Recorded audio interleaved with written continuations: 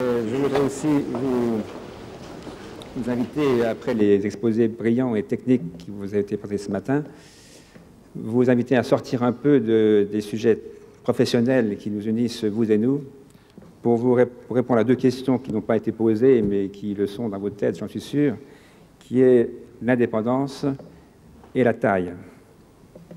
Alors, on nous dit, tout cela, c'est très gentil, est-ce que Europartners n'est pas un écran de fumée qui vous permet de fuir le géant qui, par derrière, essaye de vous accrocher?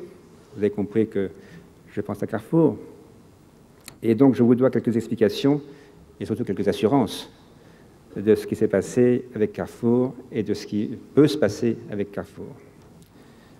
Pour bien comprendre ce problème majeur, je pense pour vous, comme pour nous bien sûr, il faut peut-être faire un léger raccourci de la relation Cora-Carrefour, car elle est née, cette relation, sur des fonds baptismaux communs. Pour ceux d'entre vous qui ont vécu les débuts de l'hypermarché en France, vous vous rappelez que Carrefour, le précurseur, suivi de près par Auchan, a commencé, après quelques années très difficiles, à réussir. Et les grands de l'époque, les Docrémois, les casinos, attendaient que ce jeune pionnier se casse la figure, car ce système de discount ne pouvait pas marcher. On connaît la suite. Et nous nous sommes dit, nous, à l'époque, nous, succursalistes, supermarchés, l'hypermarché commence à être une réalité dans le commerce français, peut-être faut-il prendre le cheval au galop. Et nous avons pu prendre des contacts avec les dirigeants fondateurs de Carrefour, contracter avec eux un contrat de franchise qui a duré 6 ans, 69-74, avec l'appui considérable de Carrefour en termes non seulement de savoir-faire, de know-how, de connaissances, de non-alimentaire que nous n'avions pas, mais aussi de leur savoir-faire en matière de gestion des hommes. Ils nous ont vraiment appris ce que c'était que décentraliser des décisions, se rapprocher du terrain, respecter les avis, les suggestions des chefs de rayon. Et tout cela a permis à Cora d'exploser en quelques années, puisque 6 ans après, déjà, Cora comptait 10 unités sur le nord et l'est de la France. Ces 6 années ont été très fructueuses entre nous, Carrefour et nous, et des liens d'amitié solides, profonds, ont été tissés entre les dirigeants, entre les directeurs, entre les chefs de département et de rayon. La plupart des anciens de Cora ont fait leurs premières armes chez Carrefour. Mon frère Jacques, par exemple, a appris son métier à Échirolles, près de Grenoble, et il a été là-bas attaché de presse. Si vous savez ce que ça veut dire, attaché de presse, ce n'est pas un journaliste, il n'y en a pas ici, c'est mener la presse à carton tous les matins pour y enlever les détritus. Donc, connaissance du métier, connaissance du terrain, respect du terrain. Nous avons quitté Carrefour ensuite, comme vous le savez, car nous nous sentions assez forts pour être indépendants déjà avec des magasins. Et nos équipes, réunies en séminaire de réflexion, 3 jours avant la grande décision de larguer, entre guillemets, le géant qui nous accompagnait, eh bien, nous sommes devenus Cora tout court. Donc, quand on dit, c'est un peu facile, ils ont pris l'enseigne Carrefour, ils ont enlevé le F, le U, etc., et puis ça fait Cora. C'est un petit peu ça, d'ailleurs. Le choix de l'enseigne, nous avons toujours été soucieux d'économie. Et puis, les relations Cora-Carrefour se sont poursuivies très amicales, parce que les liens d'amitié sont des liens indéfectibles. À telle enseigne, j'en fais un raccourci là, historique, que vers la fin de l'année dernière, dans les mois d'octobre-novembre, avec Jacques, nous avons visité, accompagnés par Daniel Bernard, président du directoire de Carrefour, plusieurs de ces magasins.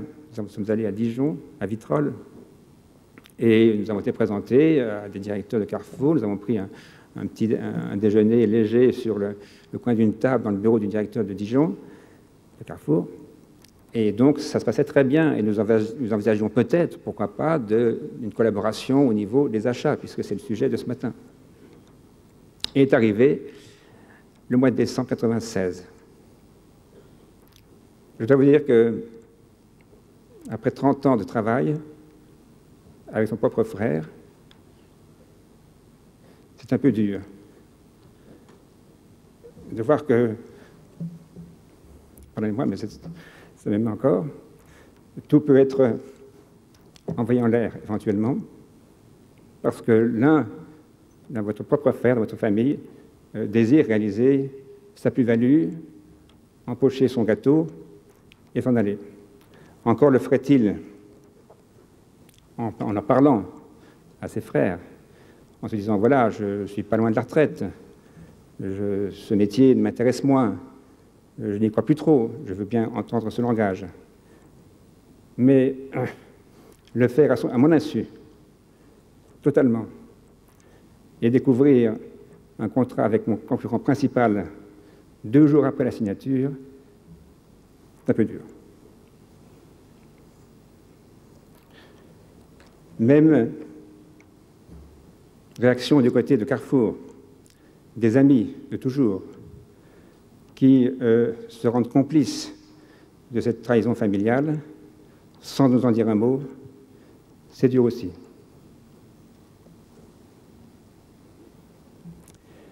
Ceux qui me connaissent savent que les difficultés font réagir. Et si je suis encore un peu ému, 1 an après, je me sens beaucoup plus fort. Fort parce que la famille, du moins ce qu'il en reste, ma sœur cadette, mon frère cadet, se sont rassemblés à mes côtés. Fort parce que l'entièreté de l'entreprise a compris que ses dirigeants n'étaient pas à la recherche d'une plus-value financière, d'un compte de bourse, d'un compte bancaire bien garni, mais bien plus soucieux de garantir une pérennité d'entreprise, de garantir dans le temps, dans la longévité, l'œuvre construite pas à pas depuis 30 ans.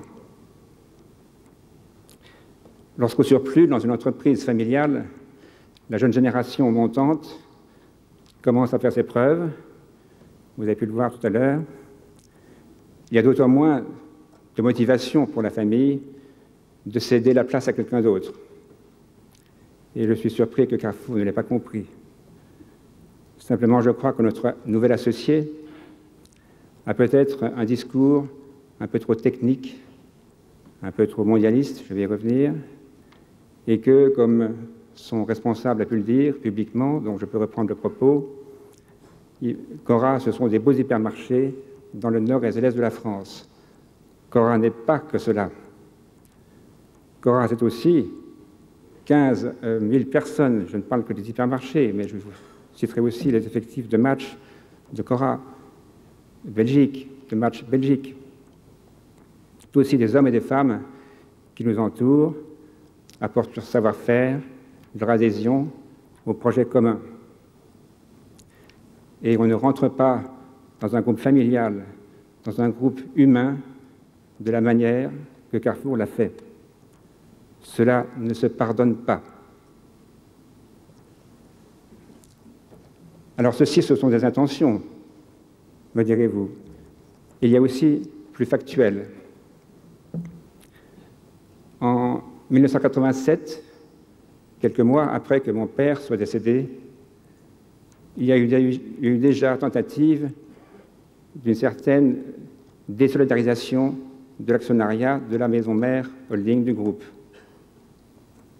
par le même frère qui m'a trahi 10 ans plus tard.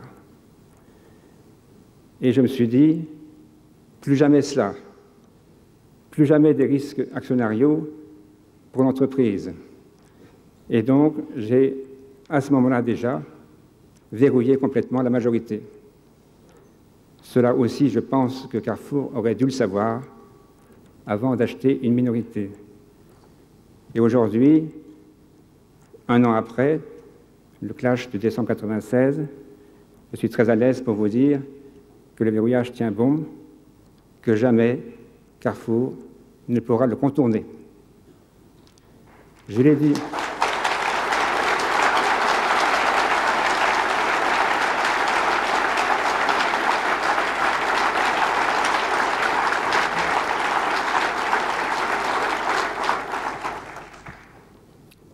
Merci de votre soutien, mais va au droit au cœur, je vous assure qu'on en a besoin. Donc ce verrouillage tient, et j'ai pu le dire dans les mêmes termes aussi nets, aussi fort, au Conseil de la concurrence qui s'est réuni pour m'auditionner, ainsi que Carrefour, le 2 juillet 1987, donc il y a quelques mois, où, comme vous le savez, ce Conseil a eu à se prononcer sur l'éventuel rapprochement Carrefour-Cora et les conséquences que cela pourrait avoir sur la distribution et sur les réseaux éventuellement communs de Carrefour et de Cora. Mon collègue, mon estimé collègue Daniel Bernard, n'a pas cru devoir se déranger pour venir lui-même exprimer le point de vue de Carrefour. Cela n'a pas été bien noté par le Conseil, et je suis allé, moi, lui dire à ce Conseil ce que je viens de vous dire ce matin, que cette concentration ne se ferait pas. Amélioration renforcée dans le groupe par, et c'est l'effet pour positiver de cette dure épreuve qu'on a passée il y a un an, amélioration de la relation humaine interne, et aussi, et c'est mon souhait vers vous ce matin, amélioration, je l'espère, du renforcement de nos propres relations entre vous et nous. Ayez confiance en Cora, ayez confiance en notre indépendance, travaillons ensemble, n'ayez pas peur du géant qui est notre associé et seulement associé dans une maison, dans une société holding, qui n'a aucun pouvoir d'influence, qui n'a aucune participation aux décisions de gestion. Son seul pouvoir à ce titre, actionnaire minoritaire, est de s'opposer éventuellement à des décisions qui requièrent la majorité des 2/3 de la holding tête du groupe, c'est-à-dire les décisions qui emportent des modifications statutaires, c'est-à-dire augmenter le capital, modifier l'âge de la retraite du président et autres détails. Nous n'avons pas besoin de changer le capital de GMB, la maison mère. Les filiales ont leur propre vie, leur autonomie. L'endettement général du groupe est proche de zéro. Donc nous avons tout ce qu'il faut pour mener pendant longtemps, tout seul, notre barque, pour mobiliser, s'il le faut, des capitaux importants pour faire une opération substantielle si elle se présentait. Donc je n'ai aucun souci sur le plan financier, pas plus que j'en ai sur le plan juridique, pour continuer dans l'indépendance. Alors me direz-vous, indépendance c'est bien gentil. Bon, maintenant on est à peu près convaincu, allez-vous penser, je l'espère, mais quid de votre taille? Car devant le gigantisme qu'on voit apparaître, en tout cas en France, et peut-être que si l'OPA, pour Modeste Casino, avait réussi, on ne serait plus beaucoup autour de table des grands distributeurs français. Pour ma part, je ne pense pas qu'elle réussisse. Mais enfin, il y a un discours que l'on entend le plus souvent de la taille critique. Alors, je vais un peu développer excusez-moi, par quelques images ce propos de la taille. Et hier, c'était le 2 décembre, et les Français qui ont un peu de mémoire savent que le 2 décembre 1804, la Grande Armée, emmenée par l'empereur Napoléon Ier, était nationale et inférieure en nombre à la coalition adverse. Et ce fut la victoire d'Austerlitz. 8 ans plus tard, la Grande Armée était plus puissante et rassemblait 500 000 hommes de la plupart des nations d'Europe. Et ce fut la campagne de Russie, 50 000 soldats seulement revinrent en France.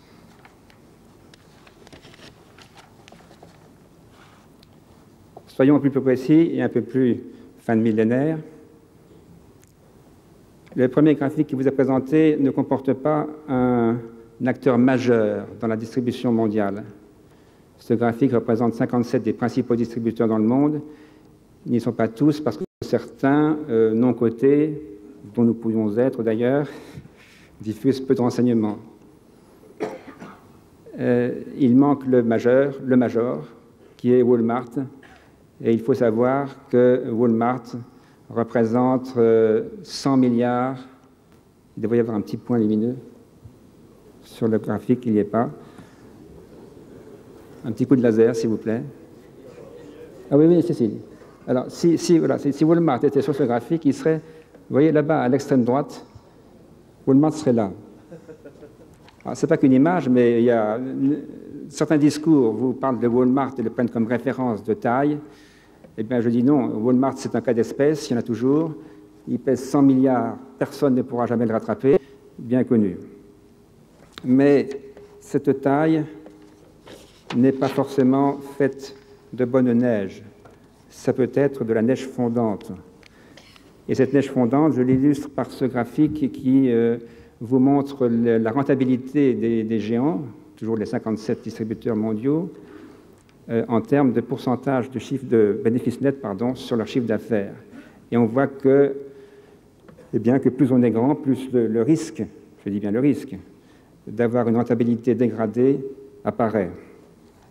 Et je vais y revenir plus précisément dans un des graphiques suivants.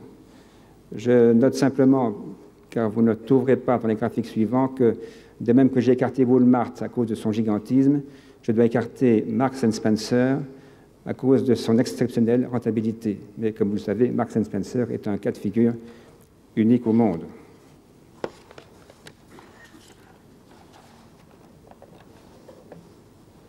Alors, pour être un peu plus fin dans l'analyse, j'ai segmenté ces distributeurs en 3 zones.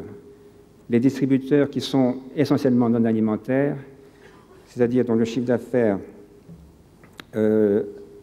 alimentaire ne dépasse pas 10%, pour vous montrer que là, la droite de tendance en ce qui concerne la rentabilité est plutôt horizontale. Donc on ne peut pas prétendre qu'il y a un risque d'infléchissement vers le bas de la rentabilité en ce qui concerne les distributeurs non alimentaires. Son exceptionnelle rentabilité. Mais comme vous le savez, Marks & Spencer est un cas de figure unique au monde.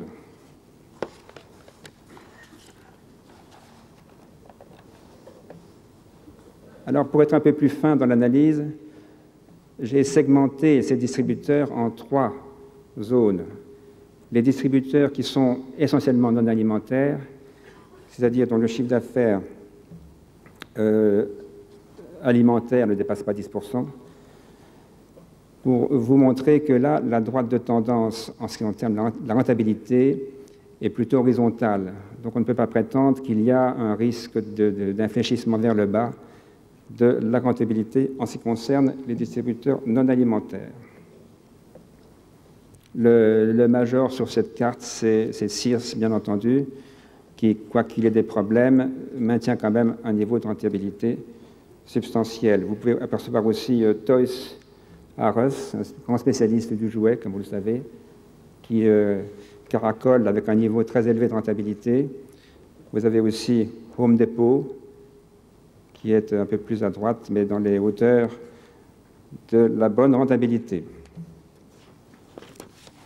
Le graphique suivant illustre ce que j'ai appelé les généralistes, c'est-à-dire des groupes dans lesquels vous trouvez bien sûr les hypermarchés à la française, qui sont ni vraiment très alimentaires, ni vraiment très non alimentaires. Ils sont à la fois les deux. Et là, la droite de tendance de la rentabilité, toujours, penche dangereusement vers le bas, plus la croissance se présente. Et alors, si je devais recouper les propos de fameuse taille critique, j'ai effectivement, moi, trouvé une taille critique qui est, si vous prolongez cette droite de tendance jusqu'à son extrême, jusqu'à la rentabilité zéro, eh bien, vous découvrez qu'effectivement, à 40 milliards de dollars, vous avez une rentabilité nulle. Alors, si l'hypermarché français, à la française, réussit, il ne réussit, vous le savez, que dans certaines configurations de marché particulières. En France d'abord parce qu'il a été le précurseur. Il a échoué, vous le savez, totalement dans des marchés développés comme les États-Unis, où le commerce spécialisé avait pris les devants. Il a échoué également en Grande-Bretagne. Il a échoué en Allemagne, où le commerce, le hard discount Aldi et Lidl est né et a empêché l'hypermarché à la française de propager une image prix suffisamment attractive. Donc l'hyper à la française, ça fonctionne, mais pas partout. Ça fonctionne également dans des pays émergents, où le commerce moderne n'est pas encore présent.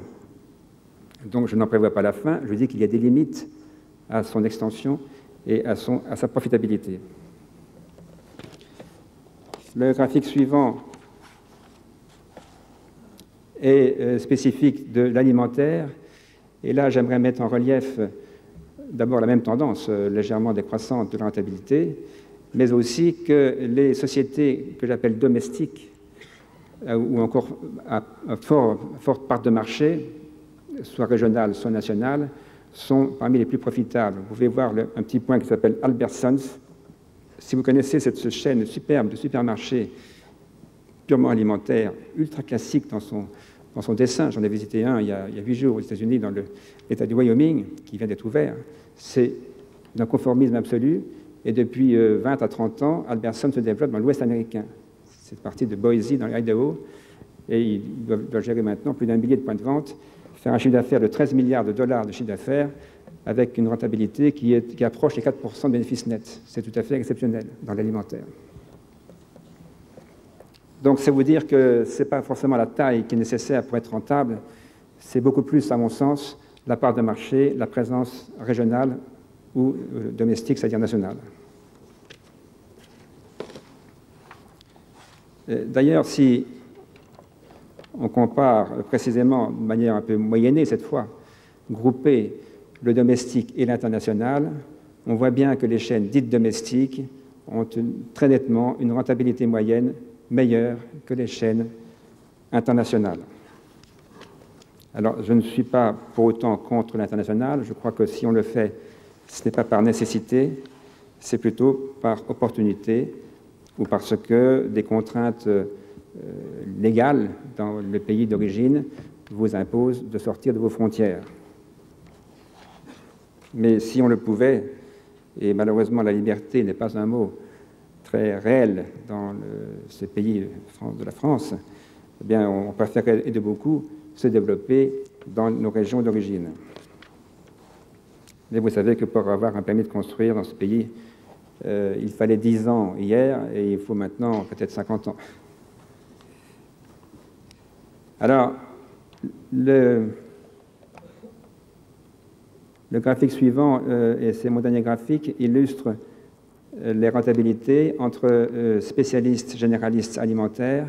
On voit bien que, encore une fois, ce sont des formules globales, et toute exception, bien sûr, confirme la règle, que tout de même, les spécialistes, dans l'alimentaire en particulier, mais aussi dans l'alimentaire, sont plus rentables en moyenne que les généralistes qui ont des assortiments mélangés.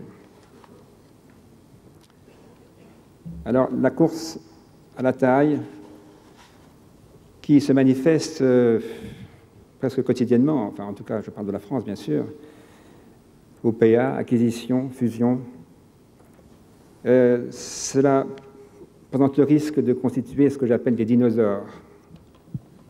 Alors c'est quoi un dinosaure?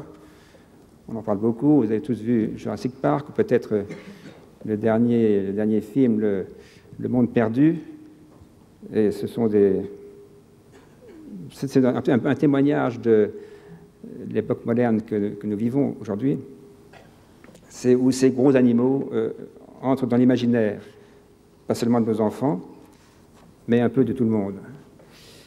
Alors, on est impressionné par le gigantisme, par le dinosaure, et ce faisant, on perd de vue, un peu vite me semble-t-il, que des cultures hétérogènes, rassemblées de manière obligatoire par une fusion, par une OPA, que la dimension d'un groupe, lorsqu'il devient dinosaurienne, engendre la complexité, engendre la lenteur des prises de décision, engendre la déformation de la communication.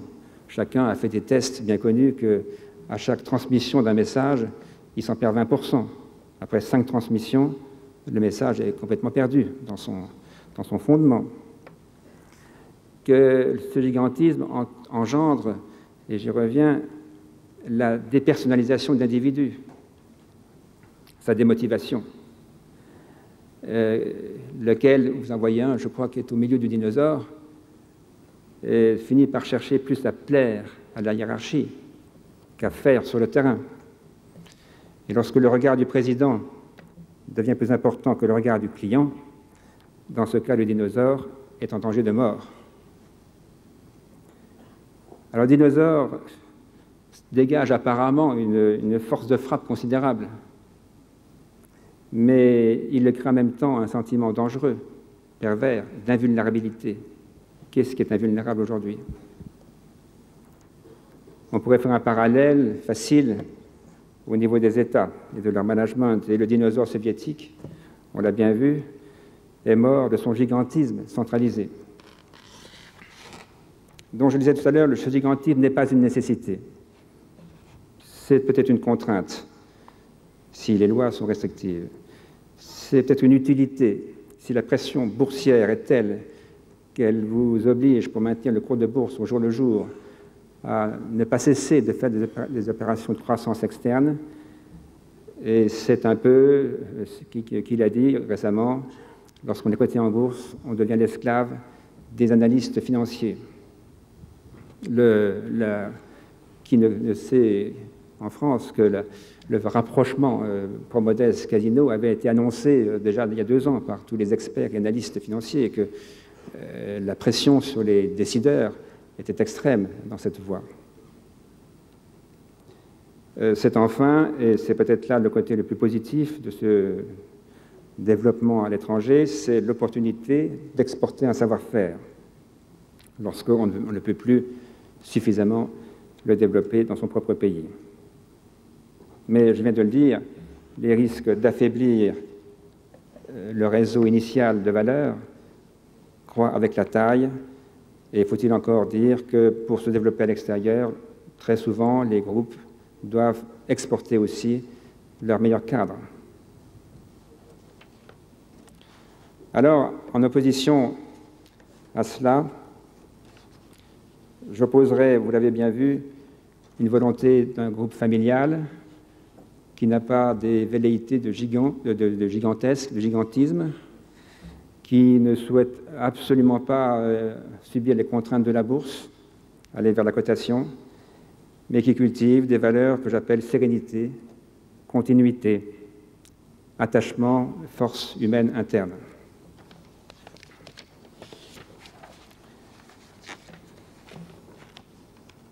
La pensée unique, c'est une mode bien contemporaine, non dénuée d'effets pervers. La pensée unique de la mondialisation est-elle peut-être appropriée à l'industrie? Dans certains secteurs, sûrement, pas forcément tous. L'est-elle vraiment au service? J'en suis loin d'être convaincu. L'est-elle enfin, plus particulièrement, à la distribution? J'en suis encore moins convaincu. Et quid dans cette histoire de l'individu? Alors que le monde, la technologie moderne, la télévision, demain l'Internet, concentre l'individu sur lui-même, dans son propre foyer, alors qu'en est-il vraiment de la mondialisation? N'est-ce pas simplement un mot qu'on agite dans les conférences brillantes? Et la taille critique, autre phénomène de la pensée unique, je la trouve vraiment française, cette taille critique. Et je vous ai dit tout à l'heure ce que j'en pensais. Alors à la pensée unique, j'opposerais une pensée plurielle, c'est-à-dire, et c'est le résumé des propos de ce matin que vous avez pu écouter, une alternative vers une fédération de régionaux à forte part de marché. Puissance d'achat, oui, certes, c'est peut-être utile, mais surtout, et essentiellement, compétence des acheteurs. Cette stratégie de part de marché qui nous a fait nous rapprocher d'Europartners, et j'aime à saluer ce matin nos amis britanniques et hollandais, nous l'avons voulu pour nous centrer sur ce que j'appelle une partie de la banane qui est le nerf économique de l'Europe qui peu à peu finit par se créer, qui est l'axe, vous le savez, qui va de Londres à Milan. Donc ce n'est pas une fuite vers je ne sais quelle configuration un peu artificielle, non, pas du tout. C'est une construction sérieusement réfléchi, volontariste, sur des marchés où nous sommes à l'aise, avec des partenaires que nous connaissons, que nous apprendrons à connaître, et qui fera notre force au-delà de l'an 2000.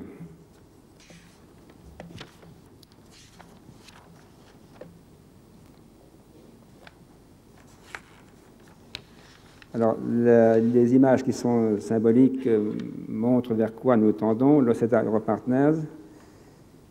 Et je vais conclure en vous disant que nos familles cousines, Bourriez et Hendrix, sont issues de Jacques Delèze, négociant en vin en 1840 en Belgique, dont la devise, et vous le savez, et vous le voyez là, est l'union fait la force.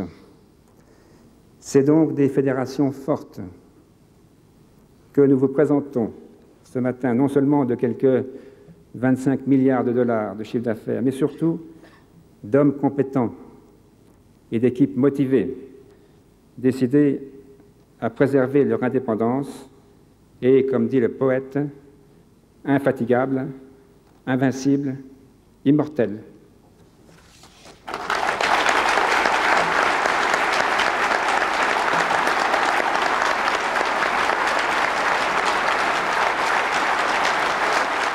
Cette brève évocation de cette exceptionnelle rencontre de Bercy 94, que 60% d'entre vous ont vécu, nous remettent en mémoire la force humaine de notre entreprise, qui en est assurément le capital le plus précieux. Occasion rare de vous parler en direct, sans intermédiaire, la hiérarchie interne, sans intermédiaire externe, les consultants, les médias. La communication, un des maîtres mots, on en a parlé beaucoup aujourd'hui, de la société contemporaine, a pris des formes multiples, de plus en plus complexes, de plus en plus sophistiquées, avec le téléphone portable, le fax, le comet, l'email, l'Internet et que sais-je.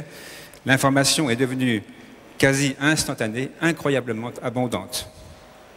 Mais rien ne remplace, vous le savez, la communication directe, le face-à-face, qui commence par le regard.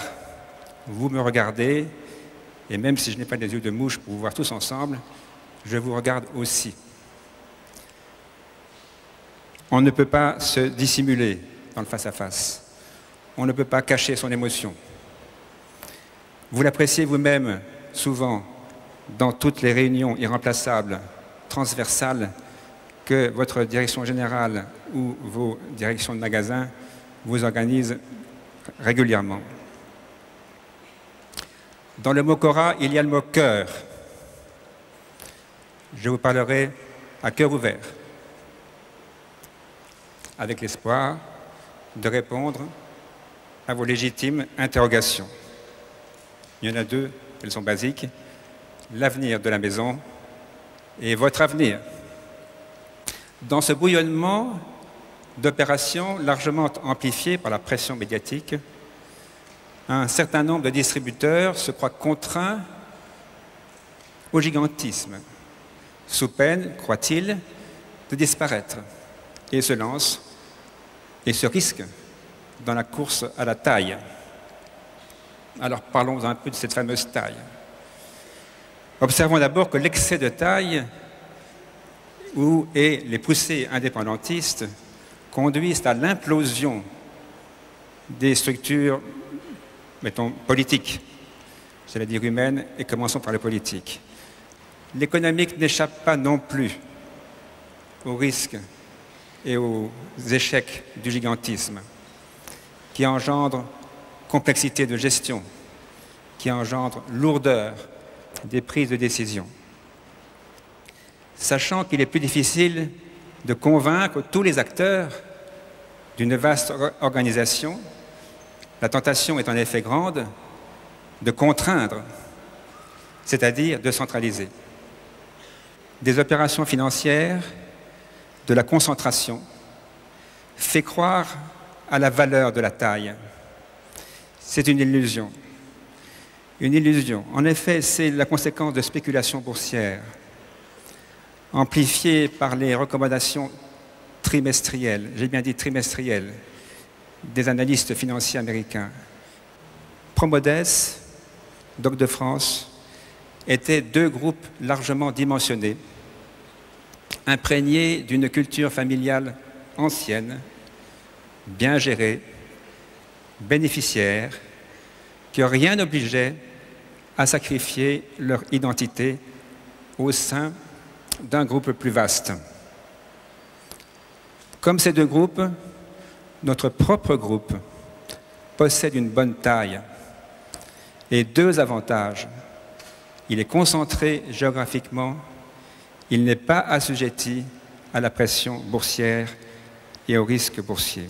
Et donc l'ensemble économique que nous représentons atteint 70 milliards, base 99, toutes taxes comprises, et un peu plus de 40 000 personnes. J'ai pris, en préparant cette courte allocution, le classement des 100 premières affaires de distribution du monde, qui est paru en octobre 1999. Donc les chiffres sont tout à fait frais. Sur les 100 premiers mondiaux, 87 sont nationalistes, c'est-à-dire dans leur état d'origine et n'en débordent pas. Donc aucune des 87 sociétés sur 100 ne déborde ses frontières. Il en reste 13 qui tentent, mais par des voies très différentes, à s'internationaliser. Alors je termine par Carrefour, bien entendu. Vous imaginez pourquoi. Et je prétends que les classements que Carrefour veut bien nous donner de sa position, c'est-à-dire premier européen, deuxième mondial, n'ont pas un grand sens économique. Européen, il ne l'est pas. Il est dans l'Europe du Sud, Italie, Espagne. Il est en Amérique du Sud. Donc, il est dans des pays à culture latine. Pour être premier européen, qu'est-ce qu'il faudrait? Soyons sérieux. Il faut être présent dans les trois grands marchés européens, qui sont l'Allemagne, la France et la Grande-Bretagne. Métro l'allemand n'y est pas dans les deux autres. Tesco l'anglais n'y est pas dans les deux autres. Carrefour le français n'y est pas non plus dans les deux autres. Il a essayé, il a échoué. Donc il n'y en a qu'un qui peut être un jour vraiment européen, vous m'avez compris, c'est celui qui n'est pas européen, c'est Walmart. Quelle est notre stratégie? Eh bien, elle se résume en deux grands volets. Gagner des parts de marché, le mot a été déjà évoqué tout à l'heure au cours de cette journée, et par les moyens que l'on connaît, que je rappelle brièvement, il faut croître sur les marchés où nous sommes, il faut jouer sur le multiformat, il faut jouer la croissance externe, mais sur les marchés où nous sommes, il faut mettre au point des alliances, c'est l'opération Casino Cora qui a généré Opéra, bien entendu. Et je n'oublierai pas une autre, enfin, à titre complémentaire, la politique des franchises et des affiliations. Première stratégie, et nous sommes en bonne situation en termes de part de marché, même en très bonne situation de part de marché. L'autre grand volet de la stratégie du groupe, c'est pérenniser l'entreprise, c'est-à-dire lui assurer une longue vie au niveau de son capital. Pourquoi l'entreprise doit-elle avoir une stabilité dans le long terme? La première raison majeure, ça consiste à conserver sa culture. Donc vous êtes tous les matins, tous les jours, les artisans. La deuxième, non moins importante, c'est assurer votre carrière dans le long terme. On ne construit pas une carrière dans le court terme. On la construit avec une vision sur le long terme, avec un projet à long terme. Troisième raison, et aussi essentielle dans notre métier, c'est entretenir des relations durables, j'ai bien dit durables, avec ses fournisseurs et avec ses clients. Même si Gérard Mermet nous annonce qu'il change de temps en temps, il faut quand même connaître ses clients et s'adapter à ses clients. Quel est maintenant votre avenir? Vous êtes venu ici pour écouter certains changements, certaines modifications qui touchent, c'est vrai, votre travail quotidien pour beaucoup d'entre vous.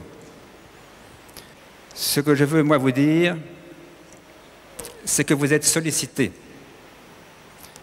pour appliquer ces nouvelles données et surtout pour réagir activement, signaler sur le terrain ce qui vous convient, signaler ce qui ne vous convient pas, proposer des aménagements. N'hésitez pas à vous manifester. Soyez, comme on dirait aujourd'hui, interactifs avec la nouvelle organisation. C'est la seule manière cohérente de bien l'appliquer. Il vous appartient de maintenir la pression, j'ai souligné dans mon texte, maintenir la pression sur les services hors magasin, que ce soit le nouveau service d'achat, les services marketing d'enseigne, les plateformes, l'informatique, la comptabilité, la banque, l'institut de formation et le siège de Croissy. Tous ces actifs, toutes ces opérations sont à votre service. Et il convient que vous en obteniez exactement ce que vous avez besoin pour parfaire votre gestion. Pour ceux qui dépendent de vous, vous avez la charge, je dirais le devoir, de mettre en valeur leur expertise. Pour vous-même, valorisez vos aptitudes et votre personnalité. Utilisez l'aide de vos supérieurs. Imitez les meilleurs d'entre eux. Optimisez vos compétences. Prenez le temps de vous former. Multipliez les occasions d'apprendre. Participez à toutes les organisations transverses, à des visites d'autres magasins. Pensez à l'IFC, pensez aux consultants.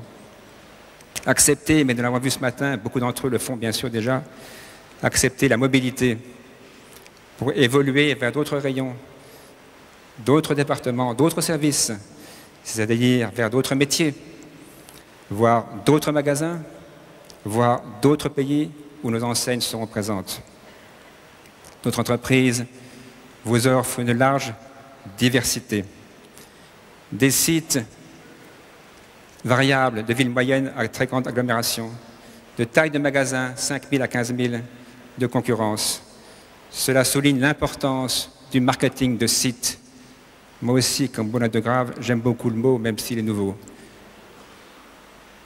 Et cela nécessite votre pragmatisme pour gérer à la carte. Soyez attentifs pour coller à l'évolution de votre marché. Dans sa zone de chalandise, chaque magasin Cora doit être la référence incontestée. Ainsi, vous serez fort au quotidien, sur le terrain, et ferez le contrepoids aux éventuelles tendances centralisatrices. Finalement, soyez confiants dans vos propres capacités, dans votre entreprise. Vivez intensément le présent, sans vous attarder sur le passé, sans vous inquiéter de l'avenir. Et je me permettrai d'emprunter à Bertrand Piccard ce propos. Il faut savoir accepter l'inconnu, qui provoque tant de peur, il nous l'a dit tout à l'heure, moins notoire, mais tout aussi réaliste. Le manager de maintenance de notre magasin d'Amphion me disait il y a 48 heures, « Je ne m'interroge pas, j'ai mon chantier à mener ». Vous avez choisi de faire carrière à Cora. Une carrière est faite d'aléas, de réussites et d'échecs. Il en va de même pour notre santé, notre vie affective. La nature n'est pas linéaire. L'essentiel est de conserver cette petite flamme intérieure qui brille en chacun d'entre vous. C'est-à-dire cette volonté constante de progrès, d'épanouissement, d'élévation pour vous, votre entourage, votre famille, votre équipe. Cette volonté, tout à l'heure on l'a vu magnifiquement, cette volonté qui finalement force le destin. Soyez innovateurs, soyez des gagneurs sur le terrain. Je me plais à dire que je me sens plus un chef d'entrepreneur qu'un chef d'entreprise. Alors, à l'aube du 3e millénaire, soyez les 3000 entrepreneurs de Cora.